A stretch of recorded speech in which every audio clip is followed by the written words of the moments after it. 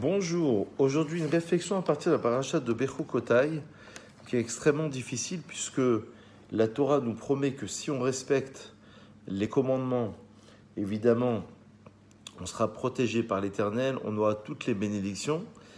Et la paracha de Bechukotai continue, Veimlo tishmerouli, si vous ne m'écoutez pas, voilà ce qui peut vous arriver en termes de malédiction. Nous savons, c'est pour ça que c'est un sujet un peu délicat, qu'il y a deux sections dans la Torah où on nous parle des malédictions.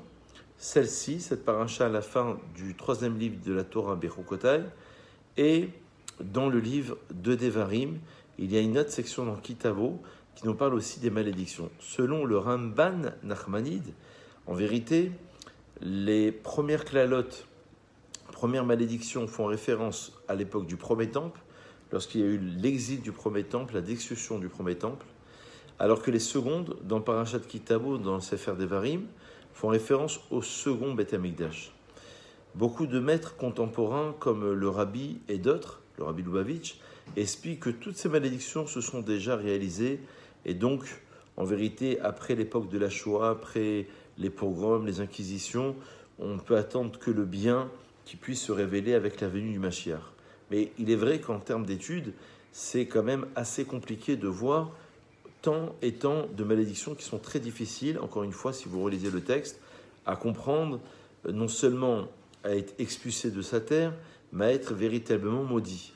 C'est pour ça que certains de nos maîtres, comme dans le Zohar, nous font part d'une autre lecture en nous disant qu'en vérité, derrière ces klalotes, ce sont des tochachot, c'est-à-dire des réprimandes, comme si c'est comparable à un père qui va réprimander son fils et qui va essayer de l'éduquer, de lui faire comprendre la gravité des choses. Et donc, il essaye, si vous voulez, d'un point de vue pédagogique, de nous faire comprendre que si on franchit un certain seuil, il y a une ligne rouge à ne pas franchir, voilà ce qui peut arriver. Donc peut-être qu'on pourrait aussi comprendre ces passages-là en termes de réprimande, en termes de préparation à un futur exil, une future préparation à un certain comportement à avoir. Et voilà la gravité des choses si vous pratiquez certaines choses. Dans le livre du Zohar, on nous explique que Tachazé Richemuta Ila Dekucha Bechoube Israël, combien Dieu aime les enfants d'Israël, parce que au moment où ils vont fauter et qu'ils n'acceptent pas la soumission à Dieu, que fait Dieu ? Dieu dit, et c'est écrit dans le Sefer Azohar, Ana ve'atun nafuk me'ara un'ahar begaluta. Toi, Israël, tu ne partiras pas seul en galoute, en exil, mais moi, je partirai avec toi en galoute. Va'ani eshmor alechem egalutrem. Et je vous protégerai dans votre exil, comme c'est marqué dans le texte, ve'isarti etrem, je vais vous mettre à l'épreuve pour aller en galoute. Mais si vous pensez, vous Israël, que vous serez abandonné, je serai quand même avec vous. Donc peut-être qu'on pourrait déjà avoir une première lecture en disant que Dieu, même dans ces moments les plus difficiles, même dans ces moments où il y a la destruction du temple, même dans les moments où on va être exilé, Dieu sera quand même avec nous. Ça rejoint bien sûr la Gemara dans Megillah, la page 31, qui nous explique que là où Israël est exilé, c'est une partie de Dieu qui est aussi exilée. Et on l'apprend d'un autre passage, parce que dans le texte, c'est marqué « Veshav Hashem Elohecha » à la fin des klalotes, Dieu reviendra. On aurait dû dire « Ve'eshiv » Dieu fera ramener les enfants d'Israël. Mais l'explication va selon notre sens, c'est que Dieu reviendra, c'est-à-dire lui-même, il reviendra avec Israël de la galoute. C'est la raison pour laquelle ces passages-là, il faut essayer de les lire d'une autre manière.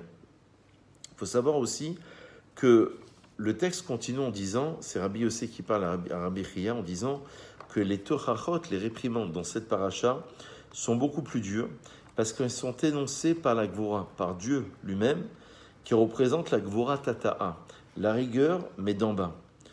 Alors que les tochachot, les réprimandes qui sont énoncées dans le 5e livre de la Torah, dans Kitavo, sont exprimées par la bouche directe de Moshe Rabbeinu, ce qu'on appelle le Tiferet. Et donc, la Shekhinah, la présence divine, s'exprimait à travers le Garon, la gorge de Moshe Rabbeinu. C'est pour ça que ces Torachot-là, dans la paracha de Bechukotai, sont beaucoup plus sévères.